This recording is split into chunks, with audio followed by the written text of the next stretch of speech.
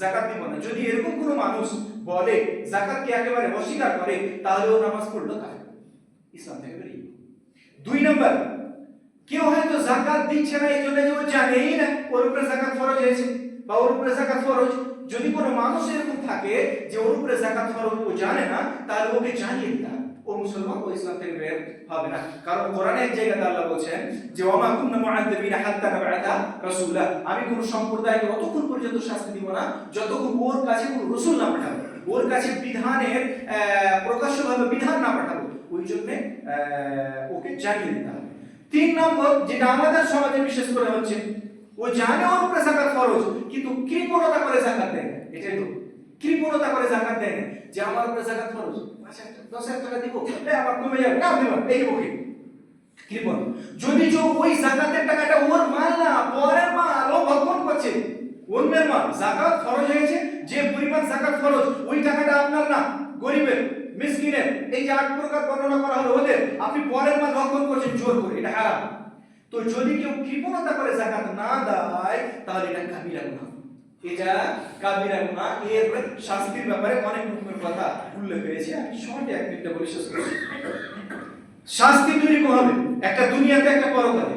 দুনিয়ার ব্যাপারে বলা হয়েছে, যদি ইসলামিক রাষ্ট্র হয়, ক্ষমতায় যদি মুসলিমরা থাকে, তাহলে যদি কোনো মানুষের প্রতি যাকাত ফরজ হয়, ও যাকাত না দিতে চায়, ওর যাকাত যদি মালিকের মডলের আন্ডারে থাকে, তাহলে মডল জোর করেও যাকাত নেবে, জোর করে যাকাত নিয়ে নিবে। এখন তো করিয়ে না, তো যাকাত যদি ইসলামিক রাষ্ট্র হয়, সবকিছু হয়। এখন যেরকম ট্যাক্সের ব্যাপার আছে, আপনার প্রতি ট্যাক্স একেবারে অনিবার্য হয়ে গেছে, আপনি ট্যাক্স দিবেন না, দেখেন ইনকাম ট্যাক্স অফিসার আপনার বাড়ি আসছে কিনা, তো এরকম ব্যাপার। আচ্ছা, আর যদি ইসলামিক রাষ্ট্র হয়, ইসলামিক শাসন হয়, আর যদি কেউ যাকাত না দেয়, তাহলে ওর সাথে যুদ্ধ করতে হবে। মহারব্বুল আলামিন কোরআনের এক জায়গাতে বলেছেন যে ফাইন তাবু ওয়া আকামুস সালাহ ওয়া আতুজ যাকাত ফাখাল্লু সাবিলাহা, যদি কোনো মানুষ আল্লাহ রাব্বুল আলামিনের উপরে ঈমান নিয়ে আসে, তারপরে ও তওবা করে নাই ওর অন্যান্য পাপ থেকে, এবং ও নামাজ পড়ে, যাকাত দেয়, তাহলে ও ঠিক আছে, ওর রাস্তা খালি করে দেয়। এর মানে একটা মানুষের সাথে যে আপনি জিহাদ করবেন, তো জিহাদ করার জন্য এই 3টা শর্তের মধ্যে কোনো একটা না থাকতে হবে। 3টা শর্ত থাকলে কিন্তু ওর সাথে জিহাদ করা যাবে না। 1 নম্বরে আল্লাহর উপর ঈমান নিয়ে আসা, 2 নম্বরে নামাজ পড়া, 3 নম্বরে যাকাত দেওয়া। ওই যখন যাকাত দেয় না, তার মানে আপনার জন্য বৈধ, আপনি জিহাদ করেন। নবী করিম সাল্লাল্লাহু আলাইহি সাল্লাম যখন মারা যান, হযরত আবু বকর রাদিয়াল্লাহু আনহু খলিফা হন, কিছুগুলো মানুষ যাকাতকে অস্বীকার করেছিল। হযরত আবু বকর রাদিয়াল্লাহু তাআলা আনহু তার সাথে জিহাদ করার জন্য নেমেছিলেন। হযরত উমর এটাও কথা বলেছিলেন হযরত আবু বকরকে, হযরত আবু বকর আপনি কি করে এদের সাথে জিহাদ করবেন?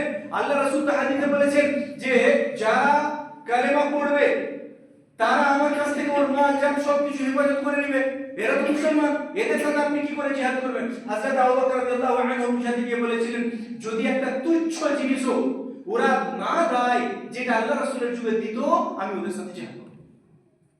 পরকালের শাস্তি কি হবে?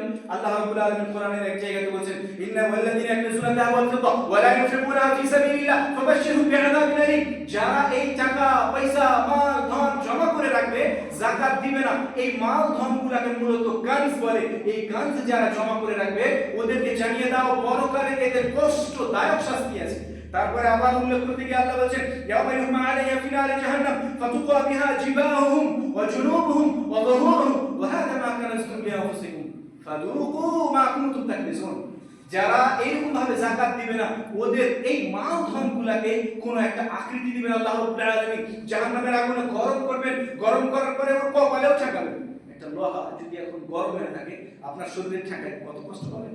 জাহান্নামের আগুনে গরম করা হবে, আপনার এখানে একেবারে দাগ দেওয়া হবে, ঠেকা হবে, পিছনে, পিঠে, এইভাবে আল্লাহ রাব্বুল আলামিন কষ্ট দিবেন। যখন ওই লোহাটা আবার ঠান্ডা হয়ে যাবে, আবার গরম করবেন, আর গরম করার পরে আবার ঠেকাবেন, আবার এইভাবে কষ্ট দিবেন। কষ্ট এইভাবে চলতেই থাকবে। কতদিন চলতে থাকবে? মুসলিম শরীফের হাদিসে নবী করিম সাল্লাল্লাহু আলাইহি ওয়াসাল্লাম বলেছেন যে 50,000 বছর এরকম কষ্ট দিতেই থাকবে, তারপরে আপনি জান্নাতে যান। এক হাদিসে নবী করিম সাল্লাল্লাহু আলাইহি ওয়াসাল্লাম বুখারীর হাদিস বলেছেন কি, যে এই ধন সম্পদ যেগুলোতে মানুষ যাকাত দেয় না, মুস্তারাহু শুজাআন, এগুলাকে একটা বিষাক্ত সাপের আকৃতি দেওয়া হবে, যেই সাপের বিষাক্ত হওয়ার কারণে মাথার চুল সব উড়ে যাবে। যার এই কপালের এখানে দুটো নুক্তা থাকবে, যেই সাপ আপনাকে ব্যাট দিয়ে ধরবে এবং ধরার পরে এইভাবে মুখের সামনে আসবে। এমনকি হাদিসে নবী করিম সাল্লাল্লাহু আলাইহি ওয়াসাল্লাম যেটা শব্দ ব্যবহার করেছেন, ইয়াখুযু বিলিহজি মাতাইহি, অর্থাৎ আপনার এই কষাগুলাকে ওই সাপে ধরবে আর ধরে বলবে আনা কানজুক, আনা মালুক, আমি হচ্ছে তোমার মাল, যেই মালগুলোর তুমি যাকাত দাওনি, যেই মালগুলোকে তুমি জমা করে রেখেছিলে। এইভাবে আল্লাহ রাব্বুল আলামিন শাস্তি দিতেই থাকবেন। পরিশেষে আমি মহান রব্বুল আলামিনের কাছে দোয়া করি, আল্লাহ রাব্বুল আলামিন তুমি ইসলাম অনুযায়ী আমাদের চলার তৌফিক দান করো। আমিন। ওয়া সাল্লাল্লাহু আলাইহি ওয়া সাল্লাম। আলহামদুলিল্লাহ ওয়াহদা